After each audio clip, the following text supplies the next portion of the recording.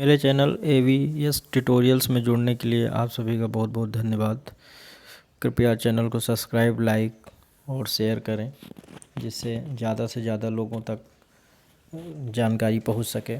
और बहुत सारे जो लर्निंग वीडियोस हैं, जो अदर टॉपिक्स पे हैं, उन सब के बारे में भी लोगों को पता चल सके।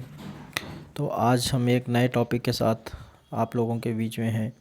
आज का टॉपिक है introduction of computer memory. Computer memory very essential part है कंप्यूटर का, जिसमें हम लोग डेटा इंस्ट्रक्शंस को स्टोर करते हैं, जो कि टू टाइप्स की होती है।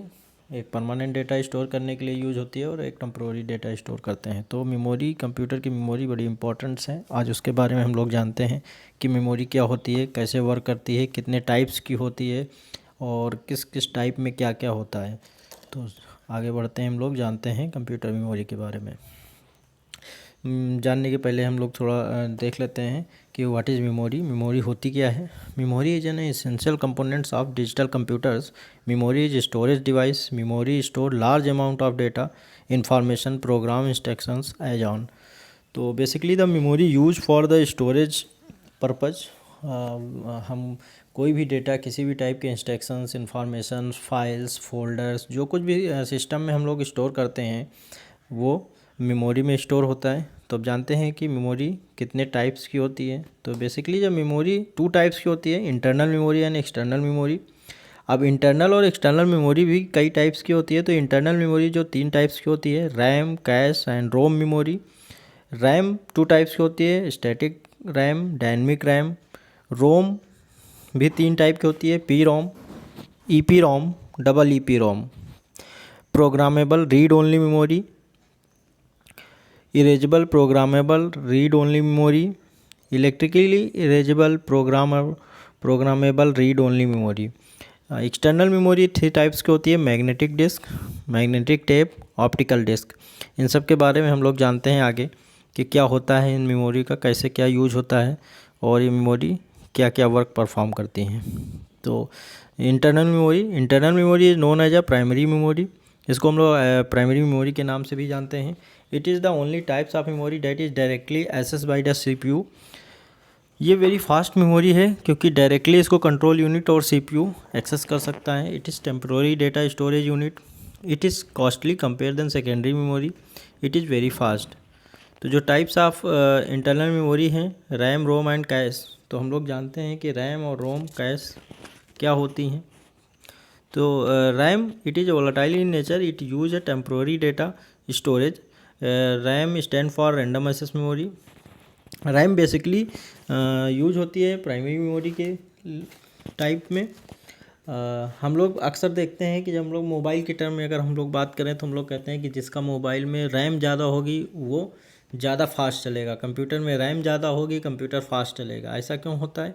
क्योंकि रैम प्राइमरी मेमोरी है, टेम्प्रोरी मेमोरी है। जो कुछ भी डेटा स्टोर होता है या हम लोग जो प्राइमरी तरीके से जो भी डेटा है या इंस्ट्रक्शंस इनपुट करते हैं सिस्टम में, वो सबसे पहले प्राइमरी मेमोरी में ही होल्ड होते हैं। तो अगर हमारे सिस्टम में रैम ज़्यादा होगी तो रैम पे लोड नहीं पड़ेगा और सिस्टम हमारा फास्ट होगा, क्योंकि रैम में ही हर प्रोग्राम्स के जो सॉफ्टवेयर होते हैं उनके इंस्ट्रक्शंस भी रैम में ही स्टोर होते हैं। इस वजह से कंप्यूटर में ज़्यादा लोड नहीं पड़ेगा और रैम ज़्यादा होगी तो सिस्टम स्मूथली परफॉर्मेंस करेगा। तो रैम भी 2 टाइप्स होते हैं, static RAMs and dynamic RAMs. तो static RAM, this is types of RAM that hold data without an external refresh as long as it power. It is more expensive than DRAM. Dynamic RAM, it is most common types of RAM. It can store more data compared than SRAM. It is less expensive.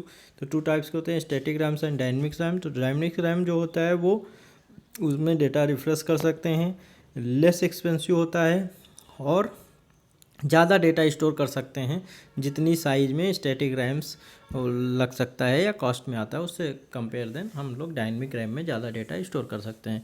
Next है cache memory. Cache memory to store instructions and data are repeatedly required to execute programs that improve the overall speed of computer. It is very costly. Cache memory काफ़ी costly होती है और यही पूरे system की जो speed होती है एक तरीके से उसको मेंटेन करती है। तो ये रही हमारे प्राइमरी मेमोरी। अब हम लोग देख लेते हैं एक्सटर्नल या सेकेंडरी मेमोरी क्या होती हैं। It is a permanent type data storage memory. It is also known as secondary memory. It holds data when the computer is switched off. It is non-volatile in nature. It is cheaper than primary memory. तो basically जो external memory होती है वो secondary memory हम लोग उसको कहते हैं। जब भी हम लोग डेटा सिस्टम में इनपुट्स करते हैं तो वो सबसे पहले प्राइमरी मेमोरी में जाता है, देन डेटा प्रोसेस होता है, और अगर हमें डेटा को स्टोर करने की ज़रूरत है, परमानेंटली स्टोर करने की ज़रूरत है, तो हम लोग सेकेंडरी मेमोरी का यूज़ करते हैं और वहाँ पे डेटा को स्टोर कर देते हैं। तो कंप्यूटर या लैपटॉप में जो कॉमन सेकेंडरी मेमोरी यूज होती है वो है हार्ड डिस्क। हार्ड डिस्क हम लोगों की permanent data storage memory unit है जिसमें हम लोग परमानेंट डेटा को स्टोर करते हैं। तो जो एक्सटर्नल मेमोरी या सेकेंडरी मेमोरी है वो बेसिकली 3 टाइप्स की होती है। एक magnetic tape, magnetic disk and optical disk. तो मैग्नेटिक टेप क्या होता है? मैग्नेटिक टेप एक्चुअली पहले यूज होता था, अब करेंटली यूज नहीं हो रहा है। मैग्नेटिक टेप उसी टाइप का है, डेटा स्टोरेज के लिए यूज़ किया जाता था। जैसे हम लोगों ने पहले देखा है टेप रिकॉर्डर में जो कैसेट्स वगैरह होती थी, तो जो कैसेट थी वो मैग्नेटिक टेप का ही फॉर्म थी, या जो वीडियो रिकॉर्डर या आते थे पहले, वीसीडी प्लेयर वगैरह आते थे, तो उसके जो कैसेट्स होते थे जिसमें रील लगी रहती थी, तो वो मैग्नेटिक टेप का पार्ट थी, जो कि अब नहीं आ रहे हैं। अब उसका यूज़ बहुत कम है या ये बिल्कुल भी यूज़ नहीं हो रहा है। तो मैग्नेटिक टेप का यूज़ अब बिल्कुल नहीं हो रहा है। पहले जो है मैग्नेटिक टेप का यूज़ होता था। उसके कई ड्रॉबैक भी थे। उसमें ड्रॉबैक ये था कि हम लोग डायरेक्ट जो है, जैसे मान लीजिए 10 गाने स्टोर हैं किसी कैसेट्स में, तो हम चाहते हैं कि हम 8वें गाने को सुन लें, तो हम डायरेक्टली 8वें गाने को नहीं सुन सकते थे। वो कैसे सुन सकते थे? उसको कैसेट से फॉरवर्ड करके हम लोग 10 पर पहुंचना पड़ता था या 8 पे पहुंचना पड़ता था। जबकि अब ऐसी फैसिलिटीज़ है कि अगर हमको 8 सुनना है तो हम 8 प्रेस करेंगे और सीधा 8 पे मूव कर जाएंगे। लेकिन मैग्नेटिक टेप में नहीं था, क्योंकि वो सीक्वेंशियल बेस्ड स्टोरेज डिवाइस थी। उसमें हम सीक्वेंशियली ही डेटा स्टोर करते थे और सीक्वेंशियली ही डेटा को रीड करते थे। देन अब सेकेंड है मैग्नेटिक डिस्क। मैग्नेटिक डिस्क अभी भी यूज़ होती है, ये like hard disk. Hard disc part है मैग्नेटिक डिस्क का, जिसमें ये डिस्क के फॉर्म में यूज होता है डेटा, वो मैग्नेटिक डिस्क है।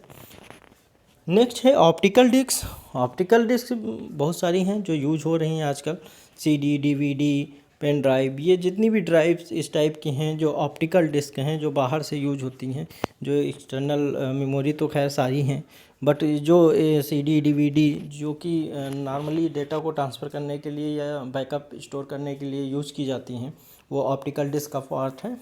तो ये हैं ऑप्टिकल डिस्क। तो बेसिकली कंप्यूटर में 2 टाइप्स की मेमोरी होती है।